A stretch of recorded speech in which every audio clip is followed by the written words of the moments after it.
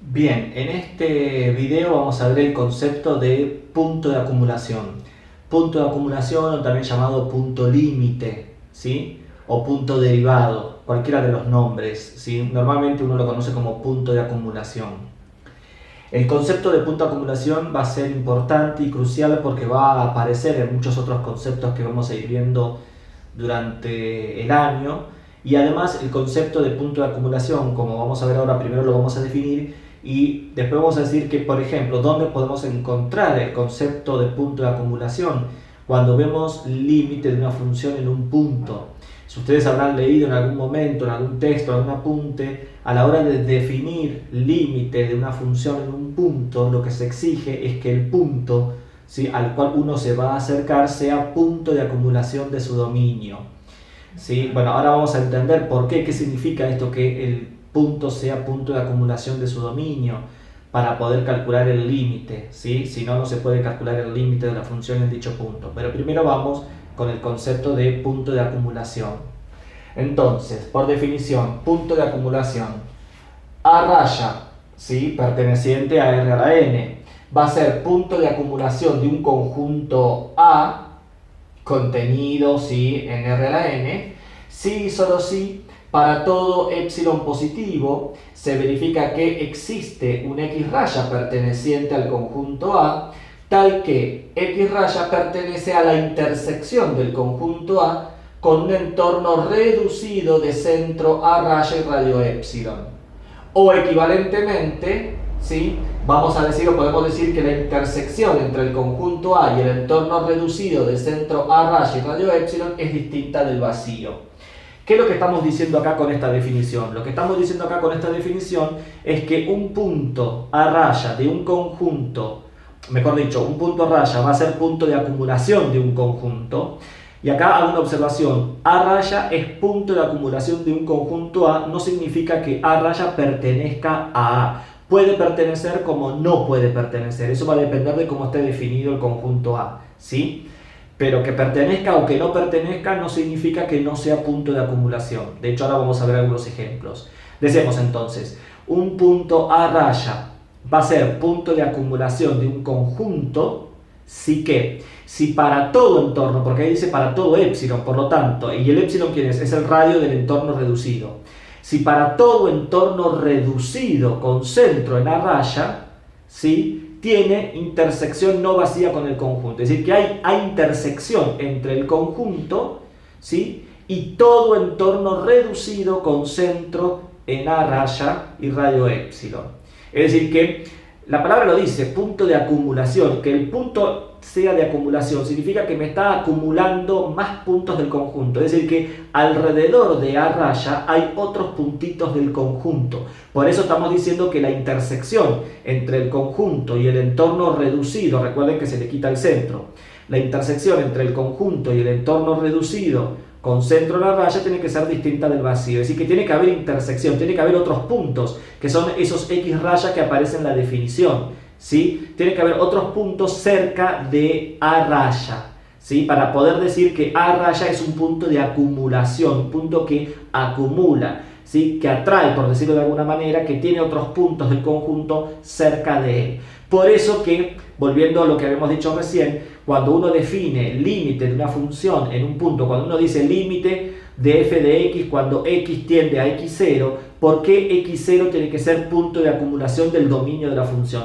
Porque yo me tengo que poder acercar a x0. Ustedes saben que uno se puede acercar a x0 por derecha y por izquierda, ¿sí? Pero para acercarme por derecha y por izquierda me tengo que acercar por puntos del dominio que estén cerca de x0, tanto de un lado como del otro. Entonces, ¿cómo me aseguro que haya otros puntos cerca, ¿sí?, de x0? Bueno, diciendo que x0 es un punto de acumulación del dominio. Porque si es un punto de acumulación del dominio, significa que cualquier entorno reducido con centro en x0 y radio epsilon van a haber otros puntitos del conjunto dentro de ese entorno. ¿Y por qué entorno reducido? Porque justamente yo no me paro en el punto, sino que me paro alrededor del punto, me paro cerca del punto, pero no me voy a parar en el punto, y con más razón en un límite. A la hora de calcular un límite, uno no se para en el punto, sino que uno se para en un entorno del punto, porque quiero ver qué pasa con la función cuando yo me voy acercando a x0 por derecha y por izquierda, qué sucede con la función, qué sucede con sus imágenes, ¿sí? Entonces, por eso entorno reducido, por eso punto de acumulación. Entonces, ¿sí? Vuelvo a repetir, un punto A raya de un conjunto va a ser punto de acumulación de un conjunto, mejor dicho. Repito, un punto A raya va a ser punto de acumulación de un conjunto si para todo entorno reducido con centro en A raya y radio épsilon tiene intersección no vacía con el conjunto. ¿Sí? Eso es lo que vamos a decir acá. Para todo entorno reducido, con que encontremos un entorno, así, con que encontremos un épsilon donde esto no se cumpla, ya alcanza para decir que A raya no es punto de acumulación. ¿Sí? Acá estamos diciendo para todo épsilon, por ende para todo entorno reducido. ¿Tá? Entonces, con que encontremos un contraejemplo, alcanza para decir que ya A raya no es punto de acumulación. ¿Sí? Si A raya no es punto de acumulación de un conjunto, entonces ¿qué va a ser? Va a ser lo que se llama punto aislado. Los puntos aislados de un conjunto justamente son aquellos puntos que no son punto de acumulación. Es decir, es todo lo contrario. Es decir, dado un punto, ¿sí?, que puede o no pertenecer al conjunto, va a ser punto de acumulación del conjunto. Sí que, si yo puedo encontrar justo un entorno, ¿sí?, un entorno reducido con centro en ese punto y radio épsilon, tal que la intersección con el conjunto me da vacía. En el caso de acumulación me tiene que dar no vacía o distinto del vacío. Bueno, acá me tiene que dar vacía. ¿Qué significa? La palabra lo dice, punto aislado. Que si yo puedo encontrar un entorno reducido con centro en él y radio épsilon, si no hay nadie más alrededor, es decir, si no hay otros puntos cerca de él, entonces vamos a decir que ese punto es un punto aislado del conjunto. ¿Sí? Ahora vamos a ver también algunos ejemplos. Bien, entonces al conjunto de todos los puntos de acumulación de un conjunto se lo va a llamar conjunto derivado y se lo va a escribir como A', se lo va a simbolizar como A', que es conjunto derivado, ¿sí?, o conjunto límite. Es decir, el conjunto derivado de un conjunto es aquel que está compuesto por todos los puntos de acumulación, ¿sí?, por todos los puntos de acumulación del conjunto. Una propiedad interesante que se demuestra es que el derivado de la unión es igual a la unión de los derivados, por ejemplo, ¿sí? El derivado de la unión de dos conjuntos es igual a la unión de los derivados de cada uno, por ejemplo. Entonces, es una propiedad que a veces uno necesita utilizarla, ¿no? Y veamos algunos ejemplos, como para entender bien el concepto de punto de acumulación. ¿Sí? Con los ejemplos, por ahí vamos a ir cerrando un poco más la idea de puntos de acumulación. Por ejemplo, en el ejemplo 1 nos dan el conjunto A, que es el intervalo semicerrado a izquierda o semiabierto a derecha, como ustedes lo quieran nombrar. ¿Sí? Es el intervalo 0, 3. Cerrado en 0, abierto en 3. ¿Qué vamos a tener entonces? Que el derivado A' va a ser el intervalo cerrado 0, 3.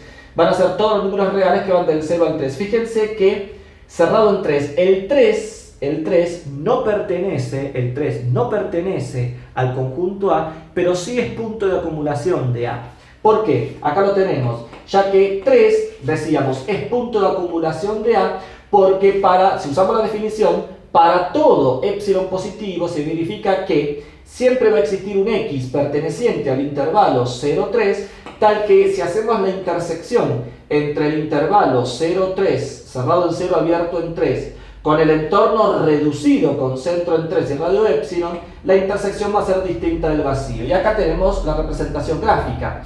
Tenemos el conjunto A que va del 0 cerrado al 3 abierto, y acá tenemos dibujado en rojo el entorno reducido con centro en 3 y radio épsilon. ¿Sí? Recuerden que el entorno reducido es sin su centro. Si ustedes ven, por más pequeño que sea el entorno reducido, por más pequeño que sea el épsilon, acá vemos esta parte a la izquierda del 3, hay intersección no vacía entre el conjunto A, entre el intervalo y el entorno reducido. Repito, por más pequeño que sea el épsilon, siempre va a haber intersección no vacía. Por lo tanto, se está cumpliendo la definición, que para todo epsilon positivo, es decir, que para todo entorno reducido con centro en 3 y radio epsilon va a tener intersección no vacía con el intervalo. Por lo tanto, en 3 podemos decir que es un punto de acumulación. El 3 no pertenece al conjunto A, pero es punto de acumulación de A. Y el 0, con más razón, bueno, el 0 también, por el mismo motivo, el 0 pertenece a A y es punto de acumulación de A, y la justificación es exactamente la misma. Y para cualquier número real entre el 0 y el 3, con más razón, ¿sí? Con más razón cuando elijamos cualquier número real entre 0 y 3 y tomemos un entorno reducido de ese punto, el entorno reducido va a tener intersección no vacía, ¿sí? Con el intervalo dado. Entonces, acá tenemos el conjunto A 0, 3, abierto en 3, cerrado en 0, y el conjunto derivado es el cerrado 0, 3, ¿sí? En este caso. ¿Qué otros ejemplos vamos a tener? Bueno, por ejemplo, el ejemplo 2, el derivado de los naturales va a ser igual que el derivado de los enteros, que va a ser el conjunto vacío.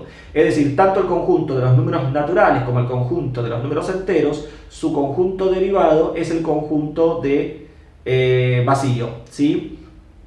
¿Por qué? Y porque, por ejemplo, si yo tomamos el conjunto de los números naturales y tomo el 5, ¿sí? Si yo tomo un entorno, hago exactamente lo mismo, ¿no? Tomo un entorno reducido con centro en 5 y radio, qué sé yo, por ejemplo, radio 0,5. Es decir, un entorno reducido con centro en 5 y radio 0,5 para un lado y para el otro. Ese entorno reducido tiene intersección vacía o no con los números naturales. Y bueno, va a tener intersección vacía.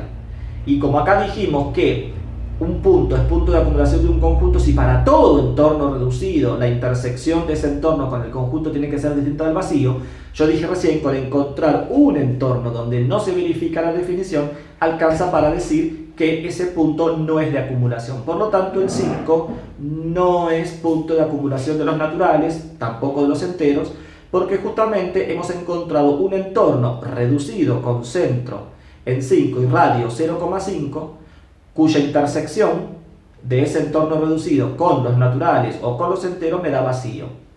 Entonces, el derivado de los naturales, el derivado de los enteros es el conjunto vacío, ¿sí?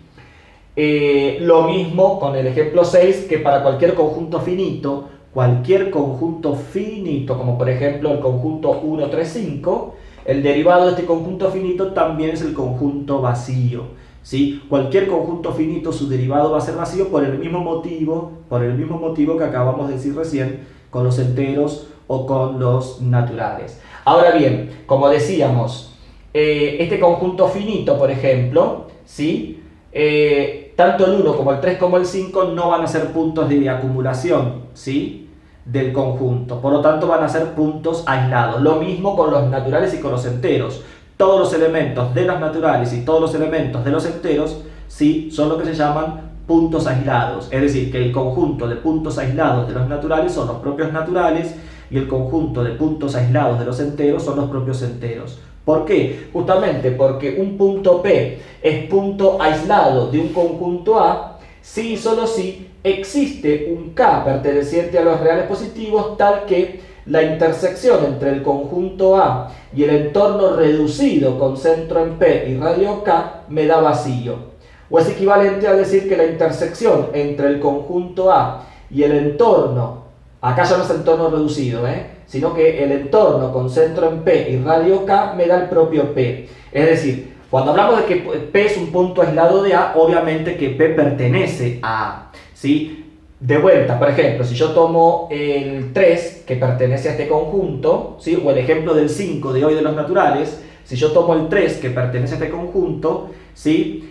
Existe un entorno, yo puedo tomar un entorno, ¿sí? Un entorno con centro en 3 y radio 0,5, cuya intersección con el conjunto, ¿qué me va a dar? Me va a dar 3, porque estoy tomando un entorno, no entorno reducido, ¿sí? Repito, un entorno con centro en 3 y radio 0,5, ¿sí? Intersección, el conjunto 1, 3, 5, ¿qué me va a dar? Me va a dar el propio centro del entorno, ¿sí? Me va a dar 3, que es lo que decimos acá con esta definición. O viceversa, podríamos tomarla de abajo.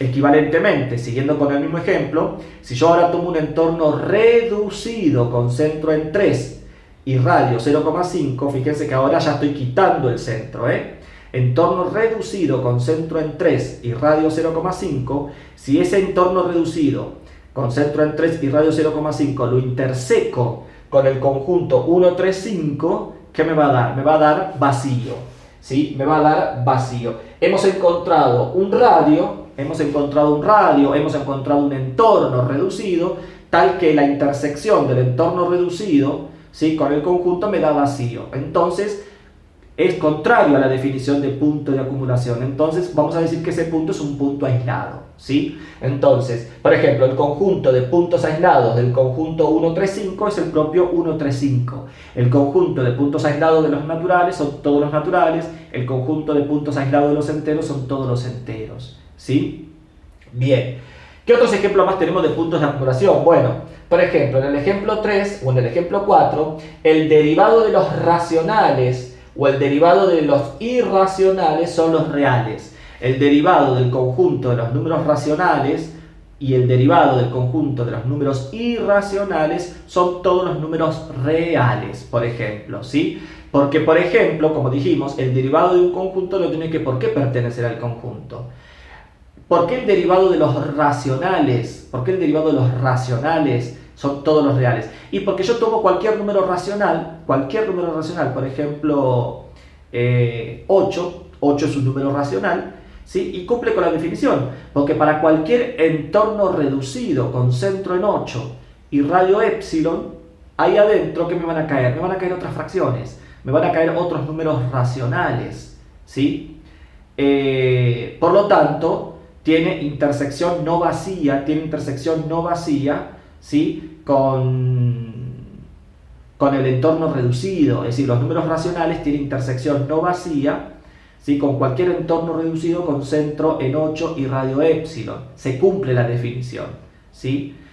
Pero ¿qué pasa? Ahí adentro va a tener justamente como intersección otros racionales y otros irracionales, porque ustedes saben que entre dos racionales existen infinitos racionales, pero también existen infinitos irracionales, ¿sí? Existen infinitos irracionales. Bien, esto por un lado, yo tomé el 8, que pertenece a los racionales y es punto de acumulación de los racionales. Ahora tomemos, por ejemplo, raíz cuadrada de 2.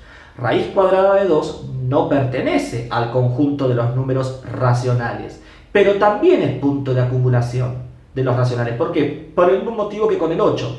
Porque para cualquier entorno reducido con centro en raíz cuadrada de 2, imagínenselo, raíz cuadrada de 2 con centro en raíz cuadrada de 2 y radio épsilon para un lado y para el otro, ¿sí?, ese entorno reducido con centro en raíz cuadrada de 2, adentro de ese entorno me van a caer otras fracciones. Pero esta cuestión que entre dos fracciones existen infinitas fracciones, ahí adentro van a caer otras fracciones más también. Entonces, eso va a pasar para cualquier entorno reducido con centro en raíz cuadrada de 2. ¿Sí? Dentro de ese entorno me van a caer otras fracciones. Es decir, que ese entorno reducido con centro en raíz cuadrada de 2 tiene intersección no vacía con los racionales. ¿Por qué? Porque el conjunto de los números racionales es lo que se llama un conjunto denso. También ya lo vamos a ver. Pero esto de denso es porque entre dos racionales existen infinitos racionales, ¿sí? Entonces, raíz cuadrada de 2 no pertenece a los racionales, pero es punto de acumulación de los racionales, porque verifica con la definición. En definitiva, cualquier número racional y cualquier número irracional van a ser puntos de acumulación de los racionales. Por ende, el conjunto de los números derivados o el conjunto derivado de los racionales son todos los reales. Todos los números reales van a ser puntos de acumulación de los racionales. Y viceversa con los irracionales. Con los irracionales pasa exactamente lo mismo. Es decir, la misma explicación para los racionales también es análoga para los números irracionales. Y después también tenemos, por ejemplo, como ejemplo 5, que el derivado de los reales son los reales. Es decir, que el derivado, el conjunto derivado o el conjunto de puntos de acumulación de todos los reales es el mismo. Porque obviamente, como acá estamos trabajando con los reales como universal, ¿sí?, en todas estas cuestiones que estamos viendo, ¿sí?, siempre tengan presente que el universal va a ser R o R2 o R3 o R a la N, ¿sí? Acá, por ejemplo, no estamos trabajando con los complejos. Podríamos también trabajar con los complejos también. De hecho, el derivado del conjunto de los números complejos son los complejos, ¿sí? O es equivalente a decir, por ejemplo, que el derivado de R2 es R2, el derivado de R3 es R3, ¿sí? Y así sucesivamente. El derivado de los reales es justamente el conjunto de los números reales. El conjunto de los números reales no tiene puntos aislados, ¿sí? Ya que todos sus elementos son puntos de acumulación, por ejemplo, ¿sí?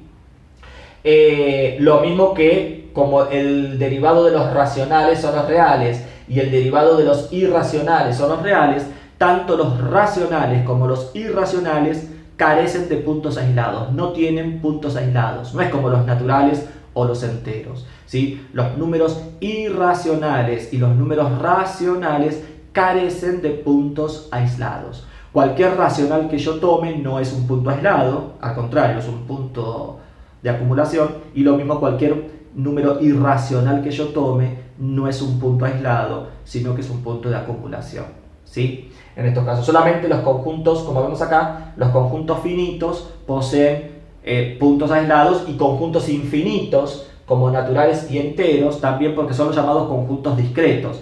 Fíjense que estos son discretos infinitos y estos son discretos finitos, ¿sí? Los discretos infinitos, como los que están ahí, los discretos finitos, los conjuntos discretos, ¿sí? Ya sean finitos o infinitos, no van a tener puntos de acumulación, sino que todos sus elementos van a ser puntos aislados, ¿sí?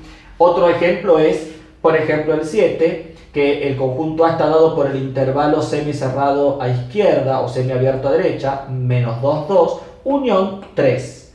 Bueno, acá estamos viendo que el derivado de este conjunto va a ser el intervalo cerrado, menos 2, 2. El 3, justamente, el 3 va a ser un punto aislado.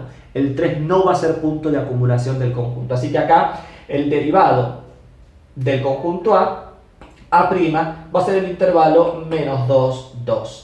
Y acá otro ejemplo interesante, en el ejemplo 8, el conjunto A está dado por los números de la forma 1 sobre n, y n pertenece a los naturales. Es decir, que el conjunto A está dado por 1, un medio, un tercio, un cuarto, un quinto, un sexto, y así sucesivamente. ¿Hacia dónde tiende esa sucesión de números? Hacia el 0, ¿sí? Porque cada vez me va dando números más pequeños, ya que su denominador aumenta. Repito, 1, un medio, un tercio, un cuarto, un quinto. Esa sucesión de números tiende hacia 0, nunca va a llegar a 0, ¿sí? El 0 no pertenece a este conjunto, el 0 no pertenece a ese conjunto, pero el 0 va a ser el único punto de acumulación del conjunto. El 0 va a ser el único elemento, ¿sí?, que sirve de acumulación del conjunto. ¿Por qué? Porque verifica la definición, porque otra vez, para cualquier entorno reducido con centro en cero y radio épsilon, ese entorno reducido tiene intersección con el conjunto, porque dentro de ese entorno reducido van a caer fracciones de la forma 1 sobre n. Por más chiquito que sea el radio, siempre ahí adentro va a caer una fracción de la forma 1 sobre n, qué sé yo, 1 sobre 1 millón, 1 sobre 10.000 millones, 1 sobre 1 trillón. Es un número extremadamente pequeño que puede ser que caiga ahí adentro, va a depender del radio que yo tome, ¿sí? Se puede determinar a partir del radio, es decir, da un entorno reducido con centro en 0 y radio tanto, según el radio que yo proponga, puedo determinar a partir de qué fracción 1 sobre n, a partir de qué n, la fracción 1 sobre n me va a caer adentro de ese entorno. Eso se puede calcular. Si quieren, se los propongo a ustedes como desafío, ¿no? Dado un entorno reducido de centro 0 y radio épsilon, ¿sí? Bueno, a partir de qué n natural, la fracción 1 sobre n me va a caer dentro de ese entorno reducido de radio épsilon. Y eso sirve para justificar que efectivamente, ¿sí?, el 0 es el único punto de acumulación del conjunto A. A pesar que el 0 no pertenece al conjunto, es el único punto de acumulación, ¿sí? Porque podríamos pensarlo al 0, ¿sí?, y a la derecha del 0, ustedes piensen, 1, un medio, un tercio, un cuarto, un quinto, un sexto, cada vez comienzan a acumularse más fracciones que se van acercando al 0, ¿se entiende? Entonces el 0 podemos pensar que es el único punto de acumulación, el único punto que acumula, por un lado obviamente, por su lado derecho, acumula elementos del conjunto, ¿sí? Cada vez fracciones cada vez más pequeñas. Bueno, esto más o menos es una idea de lo que es un punto de acumulación, lo que es un conjunto derivado, y esto va a ir surgiendo a medida que ustedes vayan viendo distintos ejemplos y con los ejercicios, ¿sí? Van a ir afianzando cada vez más el concepto de punto de acumulación, ¿sí? De un conjunto. Y ahora ya sabemos por qué en la definición de límite que uno ve en análisis 1, por qué cuando uno calcula un límite, y como también vamos a ver en análisis 2, ¿sí? Por qué cuando uno calcula un límite, el punto al cual yo me voy a acercar tiene que ser de acumulación. Porque como dijimos, tiene que haber otros puntitos del dominio de definición del conjunto del cual yo me pueda acercar a él. Si no, no tengo manera de acercarme a él. Y si yo no tengo manera de acercarme a él, no tengo manera de ver cómo se comporta la función. Por lo tanto, no puedo saber su límite. Por eso la idea de que sea punto de acumulación. En los próximos videos, entonces, como siempre, iremos agregando más conceptos, más características, ¿sí? A los conjuntos de puntos de R a la n, y después lo iremos generalizando a otros conjuntos que ya no sean R a la n. Nos vemos en el próximo video.